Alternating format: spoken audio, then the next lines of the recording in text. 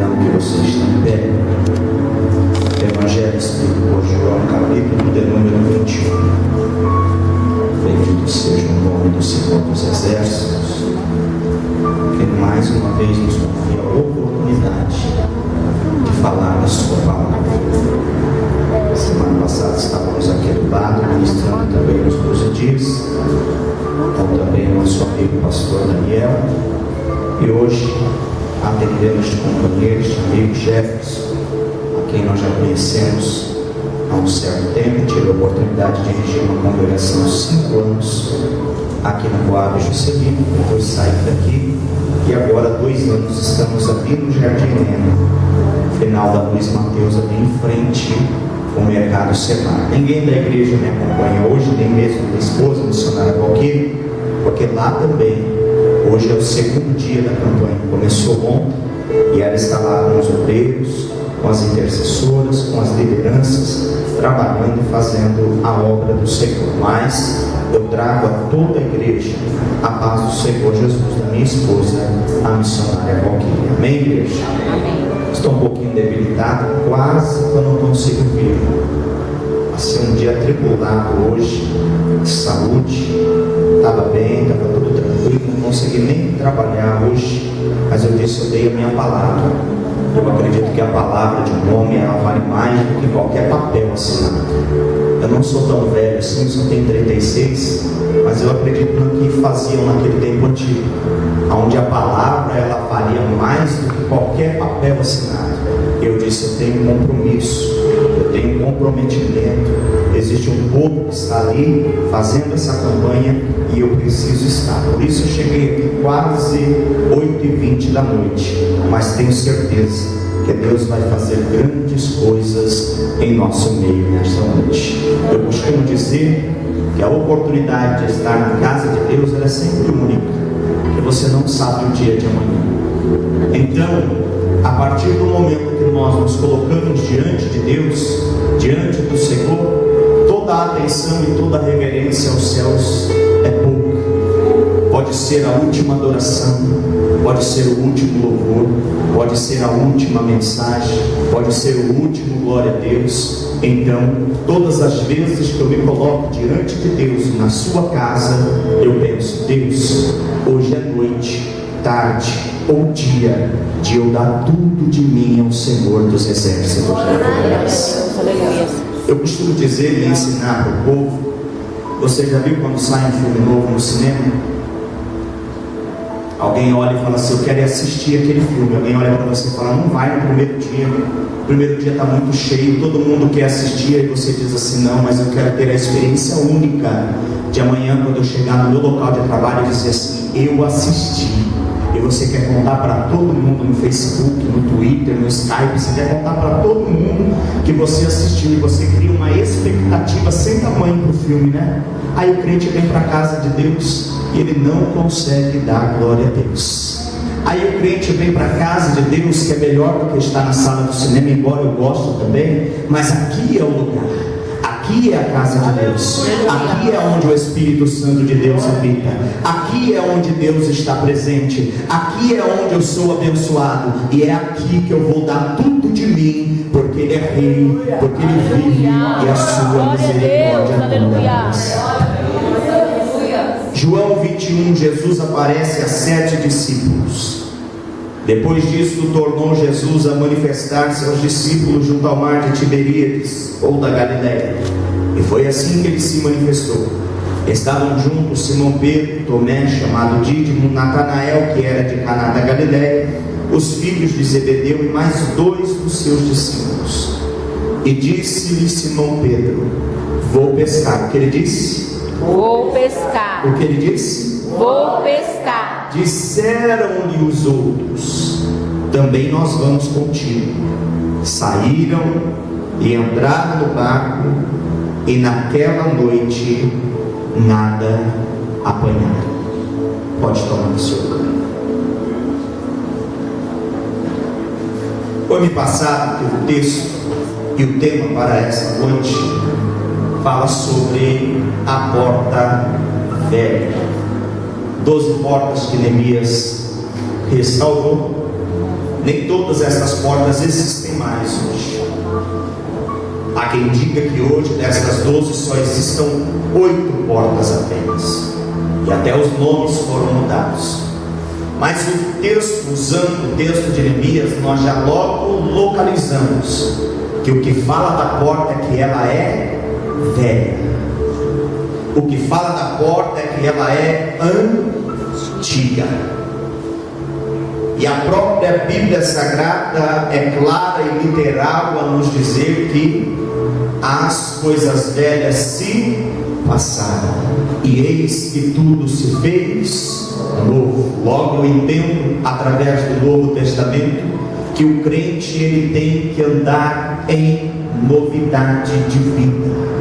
2013 já foi, 2013 acabou, 2013 ficou no esquecimento, 2013 está apagado. O hoje, o 2014, hoje, exatamente neste dia 7 de janeiro, já deste ano de 2014, é uma nova vida, é uma nova história, é uma nova situação, é uma nova esperança, é uma nova prerrogativa daquilo que Deus tem preparado para a sua vida e para a sua igreja. Então 2013 ficou para trás. O que eu tenho que fazer agora é olhar à frente. 2014 está diante de mim e eu vou conquistar, eu vou crescer, eu vou para cima de toda esta situação, eu vou sair de toda dificuldade que eu possa estar enfrentando ou que eu possa estar vivendo, não olhando para mais para trás, mas olhando para frente, porque ali está o meu alvo, ali está a promessa, ali está a recompensa, ali está tudo aquilo que Deus tem preparado para a tua igreja. Então eu não posso ficar mais olhando para trás. Por quê? Porque Deus não abre porta em passado. Então eu tenho que olhar para a frente. Perceba que Neemias vai restaurar a porta,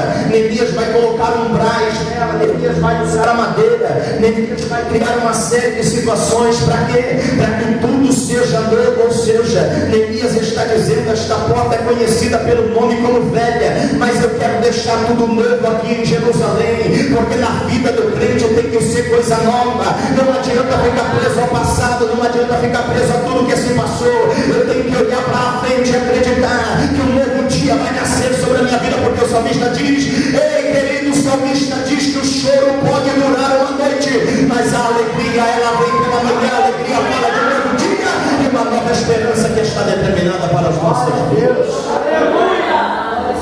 Mas eu quis parafrasear esse texto, usando como parâmetro o evangelho escrito por João.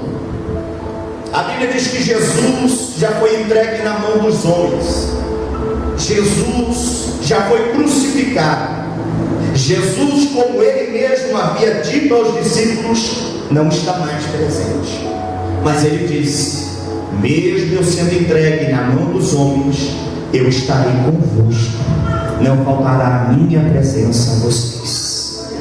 Ele é entregue, ele é morto, já ressurgiu, mas ainda ninguém sabe, ninguém teve este entendimento. Maria Madalena foi a primeira a vê-lo à porta do sepulcro e não reconheceu. Aqueles dois discípulos caminhando pelo caminho de Emaús, falando dele como se ele fosse passado, como se ele fosse uma coisa velha, e ele caminhando do lado deles, eles não perceberam que era ele. A grande dificuldade muitas vezes da nossa vida é que nós olhamos muito para o problema que nós vivemos, nós olhamos para dentro da nossa casa, a situação dos nossos filhos, a situação do teu marido, irmã, ou talvez a situação da tua esposa, meu querido, e muitas vezes nós nos apegamos a isso e nos esquecemos de ver que Jesus está presente conosco. Eles estão caminhando no caminho de Emaús, estão se lamentando: cadê ele? Ele disse que ia morrer, mas depois do terceiro dia ele voltava. Estavam reclamando de barriga cheia, porque ainda era o segundo dia, não tinha ainda cumprido a promessa conforme ele falou. Muitas vezes na minha e na tua vida é da mesma forma, a gente esquece a promessa, a gente passa por cima da promessa e tem mania de se jogar de cabeça dentro do problema. Jesus quer que você olhe para ele nesta noite e não queira que veja você ou veja ele como alguma coisa velha, passada, que já foi. Não, ele é o mesmo ontem, ele é o mesmo hoje, ele é o mesmo eternamente, e ele tem cuidado da tua vida. Deus, aleluia. Então andando não reconhecendo que é ele que está caminhando, cegos, totalmente voltados por causa do problema, não conseguem enxergar que Jesus está operando. Deixa eu dizer, eu vou parar aqui um pouquinho. Por que é tão difícil você conseguir enxergar que mesmo na situação aparente que você está vivendo hoje, que Jesus está cuidando de tudo. Deixa eu dizer em alto e bom som para você: ainda que os teus olhos não pareçam e o medo tenha descido ao teu coração, eu quero te dizer, Jesus está trabalhando na tua vida. Jesus está trabalhando na tua família. Jesus está trabalhando na tua casa. Jesus está trabalhando no teu sentimento. Mas eu não estou vendo, irmão Márcio. Não tem problema, você não precisa ver, você precisa crer, porque a fé é invisível para as nossas vidas. Não fique esperando ver alguma coisa, não, mas acredite piamente no teu coração, dizendo: ainda que tudo possa parecer perdido aqui dentro desta casa, eu vou levantar os meus olhos e fazer como o salmista diz: elevo os meus olhos para o monte, de onde me virá o socorro. O meu socorro vem do Senhor que fez os céus e a terra. Ele vai cuidar da tua vida, Ele está dentro da tua casa, Ele está cuidando da tua família, e não acontecerá nada de que Ele não esteja no controle. Ele está trabalhando ao teu favor. Glória a Deus. Mas os discípulos estão perdidos. Eu disse perdidos. Como ele não está mais, eles inventaram de se trancar dentro de um lugar chamado cenáculo. Jesus não está mais, e talvez eles estão dizendo: será que nós erramos em 3 anos? 3 anos e meio caminhando do lado dele. Ele prometeu tanta coisa boa para nós. Nós vimos milagres, nós vimos ele operar maravilhas, expulsar demônios de possesso, nós vimos ele multiplicar pães e peixes. Será que nós erramos com esse homem olhando para o problema? Características do ser humano: olhar para o problema e enxergar o problema maior do Deus que serve, ou maior do que o Deus que serve. Eles estão dizendo: cadê ele? Ele não voltou, ele não veio, ele não apareceu, e nós estamos aqui trancados dentro deste lugar porque os discípulos estavam com medo. E a Bíblia Sagrada diz que eles estão falando estas coisas e Jesus se aparece ou aparece no meio deles e diz uma palavra para os discípulos: paz seja convosco. Ou seja, ele está dizendo que a paz esteja com você, que a paz esteja no teu coração. Olha o que Jesus está falando para os discípulos que estão com medo: a paz esteja convosco. Ou seja, ele é o príncipe da paz. Ele está dizendo: eu estou com vocês nesta hora, dentro deste lugar, e estou vendo a aflição que vocês estão vivendo. Então Jesus se coloca diante deles e diz: a paz seja convosco. Aleluia. Eu estou com vocês. O texto diz que eles, porém, ficaram surpresos e atemorizados e acreditaram estar vendo o Espírito. Não é a primeira vez que eles fazem isso. Lembra quando o barquinho balançou? Jesus veio andando sobre as águas, eles olharam e disseram que era um fantasma. Agora eles estão dizendo que é um espírito. Olha os discípulos como era o alto e baixo na vida deles também. Igualzinho eu e você. E os discípulos não acreditam que é eles, porque eles acreditam que eles estão vendo um espírito. E ele diz assim para eles: por que estáis perturbados? E por que sobem dúvidas ao vosso coração? Jesus está querendo dizer: será que vocês não conseguem acreditar por um momento que eu tenho cuidado da vida de vocês, como eu disse que faria? Será que é difícil acreditar nas palavras que eu disse a vocês? E ele diz: vede as minhas mãos e os meus pés, sou eu mesmo. Apalpa aqui, perceba, pega nas minhas mãos, pega nos meus pés. E ele diz: porque o espírito não tem carne nem ossos como vedes que eu tenho. E dizendo isso, mostrou-lhe as mãos e os pés, e eles não estavam acreditando ainda. Aí Jesus vai mostrar para ele que ele é Deus. Ele diz assim: vocês têm alguma coisa aí para comer? Espírito come? Jesus está dizendo: sou eu mesmo. No meio da sua dificuldade, meninos, sou eu mesmo convosco. No meio deste problema que vocês estão enfrentando, eu estou com vocês. Está dizendo, arruma alguma coisa para mim comer. Jesus vai perceber a grande dificuldade e se revela aqui o que os discípulos estão vivendo. Tendes aí alguma coisa para comer? Então eles nem responderam, apresentaram para ele um pedaço de peixe assado e um favo de mel. Os discípulos estão dizendo, a nossa vida está uma vergonha. Eu andei com ele, ando com ele, mas a minha vida está uma vergonha. A minha vida não está da maneira e da forma que eu gostaria que estivesse. Ele nos disse que nos chamou e fez promessas para as nossas vidas, não apareceu, e a única coisa que sobrou sobre a nossa vida agora é um pedaço de peixe assado, favo e mel. É muito pouco para quem tem uma promessa tão grande como ele disse, não é verdade? É pouca coisa para quem tem uma promessa de crescimento, de ser abençoado da forma que ele disse que seria.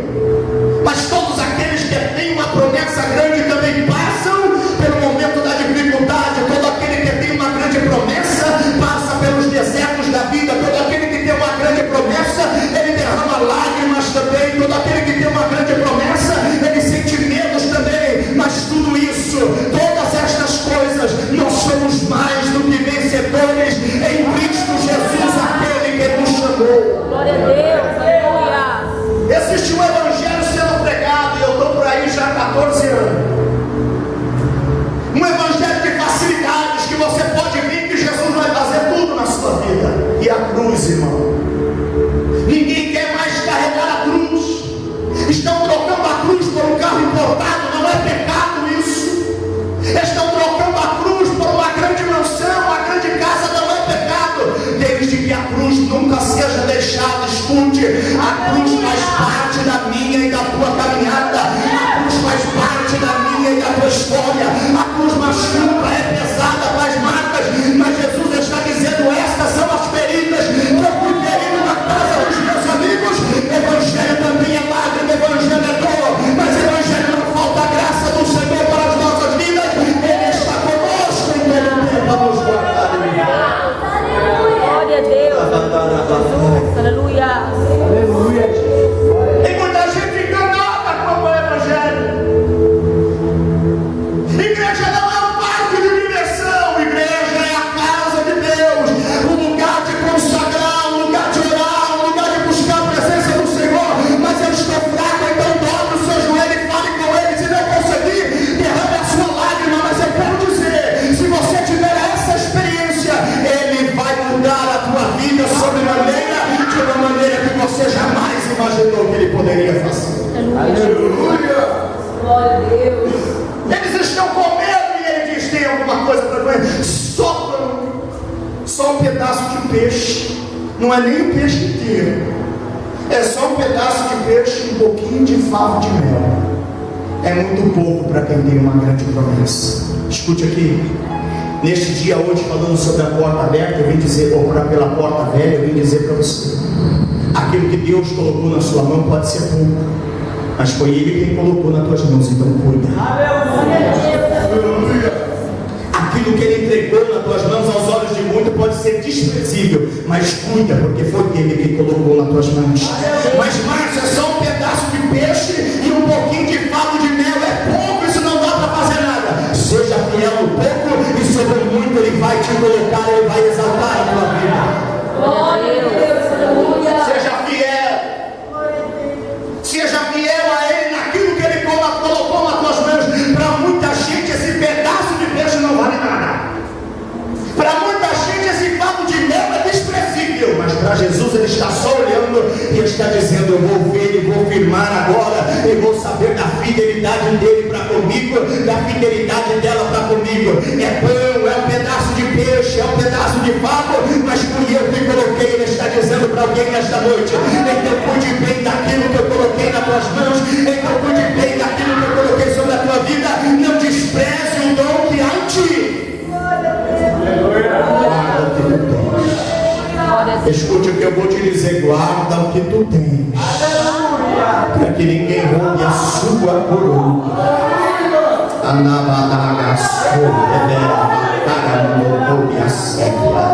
Eu estou recebendo a autoridade de Deus para profetizar na vida de quem acredita aqui nesta noite. Cuida daquilo que Deus colocou nas tuas mãos. Pode ser pouco, mas foi Ele quem te deu, então zela por isso. Guarda, porque alguém está de olho nisso.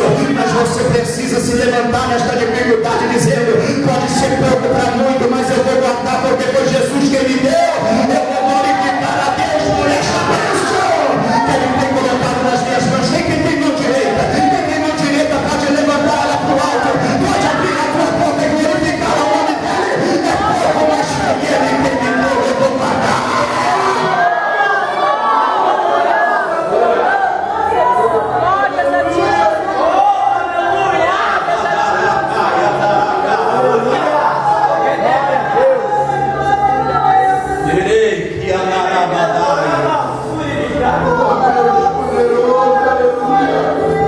Jesus vai mostrar para os meninos que o pedaço de peixe, um peixe pela metade, e o favo que eles têm nas mãos é importante. Sabe por quê? Porque a Bíblia diz que Jesus comeu na presença deles. O que os discípulos tinham na mão serviu para matar a fome de Jesus. Aleluia. Escute o que eu vou te dizer. O que você tem nas mãos pode parecer pouco aos teus olhos ou aos olhos de muitos, mas vai alimentar quem você menos imagina. Escuta, porque isso daqui é profético. Isso daqui não é para qualquer cabeça, só aqueles que acreditam. Aquilo que você tem na mão pode ser pouco para muita gente. Muita gente tenta te desmerecer quando você canta, quando você prega, quando você ora, quando você profetiza. Alguém pode olhar para você dizendo: coitado, aí não vai sair nada. Eu também já passei por isso. Teve muita gente que quando eu comecei lá em 2000 olhou para mim e disse: esse menino não vai até o final do ano. E pararam no meio do caminho esperando o menino parar.